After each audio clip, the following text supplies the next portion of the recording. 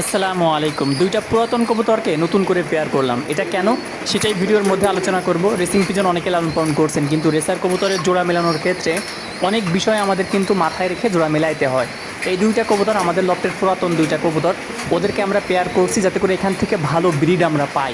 কারণ আমাদের লফটে যে কবুতরগুলো রয়েছে এই কবুতরগুলোকে আমরা কি করি, আমরা এক থেকে দুইবার বা তিনবার বাচ্চা নেওয়ার পরে, তিন জোড়া বাচ্চা নেওয়ার পরে আমরা পেয়ার ভেঙে দিয়ে আবার ভিন্ন ভিন্নভাবে ভিন্ন কবুতর দিয়ে পেয়ার করি, যাতে করে কবুতর থেকে ভালো কিছু বাচ্চা আমরা উপহার পাই আলাদার পক্ষ থেকে।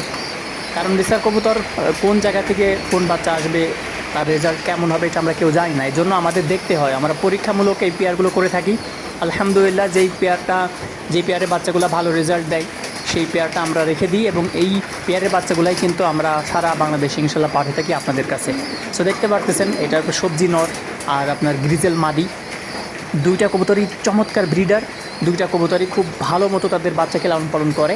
সবাই দোয়া করবেন যাতে করে এখান থেকে ভালো ব্রিড আমরা পাই।